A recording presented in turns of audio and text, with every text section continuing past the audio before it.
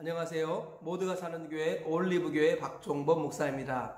오늘도 하나님의 은혜와 평강이 우리 주 예수 그리스도 안에서 저와 우리 모두에게 넘쳐나길 주의 이름으로 축복합니다.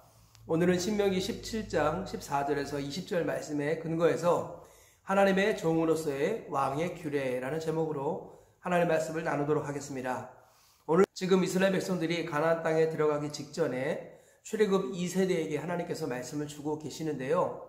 하나님께서는 장차 왕이 세워질 것을 미리 보시고 앞으로 왕이 세워지면 어떤 규례를 지켜야 할 것인가 라는 것을 말씀하고 계십니다. 하나님께서는 베드로 사도를 통하여 이렇게 말씀하셨습니다. 너희는 택하신 족속이요 왕같은 제사장이요 거룩한 나라요 그의 소유된 백성이니 이는 너를 어둠 데서 불러내어 그의 기이한 빛에 들어가신 이의 아름다운 덕을 선전하게 하려 하심이라.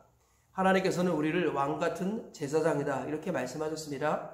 그러므로 오늘 본문의 왕의 규례는 예수 그리스도를 주인으로 믿고 섬기는 우리에게 해당되는 말씀이라고 볼 수도 있겠습니다. 오늘 말씀의 근거에서 왕의 규례가 무엇인지 오늘 본문을 통해 먼저 살펴보겠습니다. 첫째로 왕이 필요하다고 생각될 때 이스라엘 백성 중에서 하나님이 택하신 자를 세우라 라고 말씀하십니다. 내가 내 하나님 여호와께서 내게 주시는 땅에 이르러 그 땅을 차지하고 거주할 때에 만일 우리도 우리 주위의 모든 민족들 같이 우리 위에 왕을 세워야겠다는 생각이 나거든 반드시 내 하나님 여호와께서 택하신 자를 내 위에 왕으로 세울 것이며 내 위에 왕을 세우려면 내 형제 중에서 한 사람을 할 것이요 내 형제 아닌 타국인을 내 위에 세우지 말 것이며 왕을 세워야 할 때 첫째로는 하나님이 택하신 사람을 세워야 하고 둘째로는 이스라엘 백성 중에서 세워야 한다는 것이죠. 하나님이 택한 사람을 왕으로 세워야 한다라는 것은 어떤 의미입니까? 하나님의 종이 이스라엘의 왕이 될 수 있다 이런 의미입니다. 즉 이스라엘의 왕은 하나님의 종이요 하나님의 대리자라는 의미입니다. 다시 말하면 이스라엘의 진정한 왕은 하나님이다라는 거예요. 그런데 하나님께서 하나님의 대리자인 왕을 세울 것을 허락하시는 장면이죠. 그리고 또 하나가 뭐냐면 이스라엘 백성 중에서 세우라고 하신 겁니다. 즉 율법을 아는 사람, 하나님 섬기는 사람을 왕으로 세우라 이런 의미입니다. 이방인을 세우지 말라. 즉 하나님을 모르고 성경도 알지 못하는 사람을 왕으로 세워서는 안 된다라고 우리 주님이 말씀합니다. 둘째로 하나님께서는 왕의 구체적인 규례 4가지를 말씀합니다. 첫 번째로는 병마를 많이 두지 말라라는 것입니다. 16절에 이렇게 말씀합니다.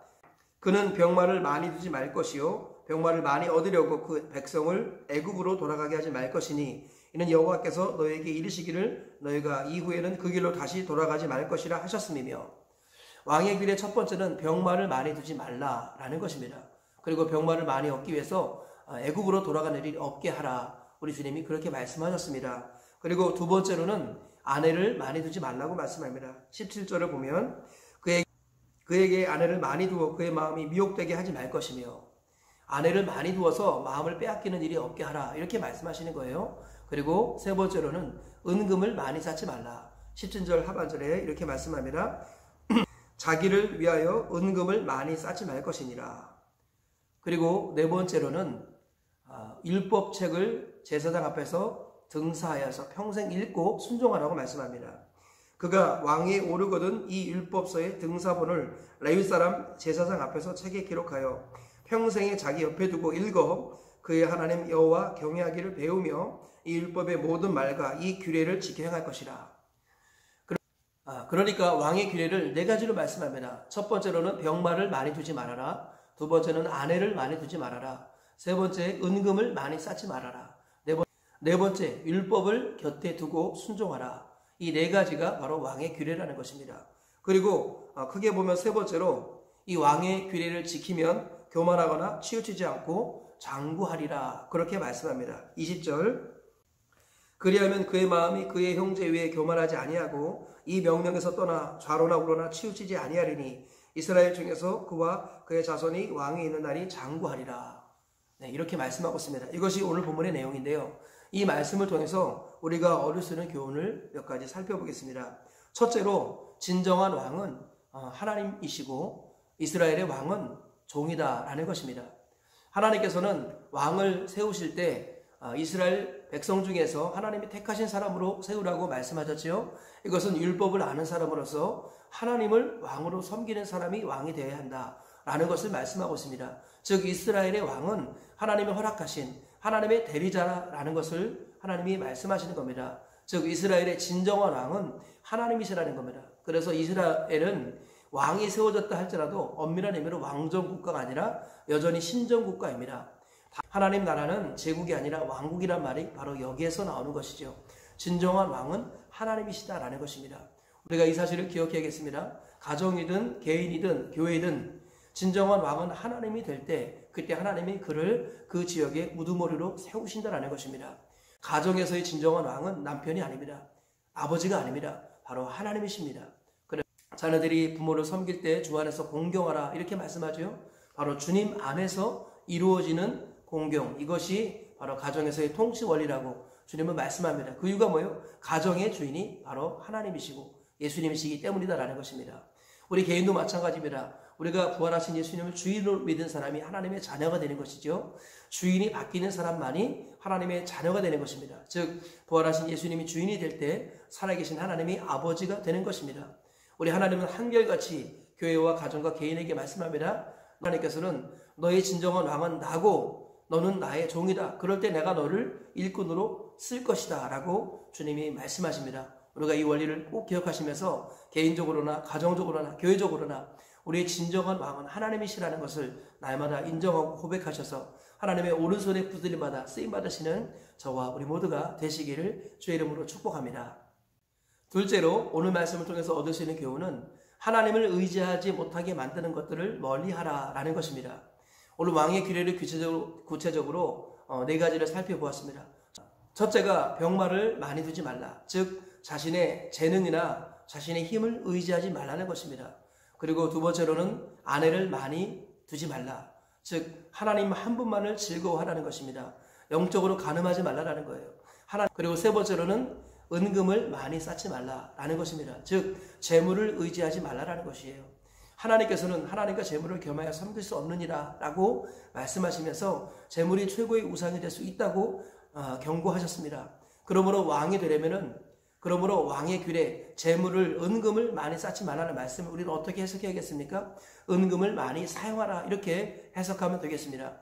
하나님께서는 우리가 쌓으면 썩는다고 말씀합니다. 식어도 썩지만 쌓아도 썩습니다. 우리 주님께서는 사용할 때, 쓸 때 썩지 않는다고 말씀합니다. 하나님께서는 우리에게 분명히 복을 주시겠다고 신명기에서 누차 말씀하셨습니다. 하나님께서는 말씀에 순종하면 은금이 증식되고 소유가 풍성해지고 짓지 않은 집에 들어가고 파지 않은 우물을 얻을 것이며 심지 않은 포도나무 열매를 얻을 것이라고 주님이 말씀하셨어요. 하나님 말씀에 순종하면 반드시 우리가 복을 받아 번성할 것이라고 하나님이 약속하셨습니다. 하나님은 은금을 주시겠다고 하셨다라는 거지요. 그러므로 은금을 쌓지 말라 이 말을 우리는 어떻게 해석해야겠습니까? 은금을 많이 쓰라는 것입니다. 은금을 많이 쌓지 말고 은금을 많이 쓰라는 것이지요. 그래서 하나님 나라를 위해서, 교회를 위해서, 이웃을 위해서 하나님이 주신 복을 많이 사용하는 복의 유통업자가 되는 것, 이것을 하나님은 기뻐하신다라는 것입니다. 그럴 때 우리가 변질되지 아니한다고 주님은 말씀하시는 겁니다. 그리고 왕의 규례 네 번째가 뭐였지요? 율법을 항상 곁에 두라는 것입니다. 그런데 오늘 말씀을 보면 제사장 앞에서 율법을 등사하고 그 율법을 평생 두고 읽으라 그렇게 말씀하셨습니다. 제사장 앞에서 율법을 등사하라. 이 말을 하나님 굳이 하신 이유가 무엇입니까? 왕이라 할지라도 하나님 말씀 앞에서는 겸손해야 할 것이고 하나님 말씀 맡은 사역자들 앞에서 겸손해야 된다는 것입니다. 왕은 반드시 제사장의 지도를, 영적 지도를 받아야 한다는 것입니다. 지금으로 말하면 왕 같은 제사장인 우리 성도들이 말씀 맡은 사역자의 지도를 받아야 한다는 것입니다. 사역자의 지도를 받지 않냐고 자기 스스로 말씀을 읽고 묵상하며 자기 스스로 해석할 경우에 큰 오리에 빠진다고 베드로 사도는 말씀하고 있지 않습니까? 항상 하나님의 말씀 맡은 사역자의 지도를 받아서 성경을 읽고 묵상하는 이런 삶을 살아야 된다고 주님이 말씀하시는 겁니다. 이와 같이 사역자의 지도를 통해서 말씀을 항상 곁에 두고 읽고 묵상하며 말씀을 따라 살아갈 때 진정 하나님을 의지하는 하나님의 대리자가 된다고 주님은 말씀하시는 것입니다. 그래서요, 하나님께서는 하나님을 의지하지 못하게 만드는 모든 것들을 원천적으로 차단하고 하나님의 말씀을 사역자와 함께 곁에 두라고 우리 주님은 말씀하고 있는 것입니다. 이 말씀을 기억하시면서 하나님을 의지하지 못하게 만드는 것이 무엇인가 우리가 정직하고 겸손하게 살펴보아야겠습니다. 첫 번째로 재능을 과도하게 의지하지 마십시오.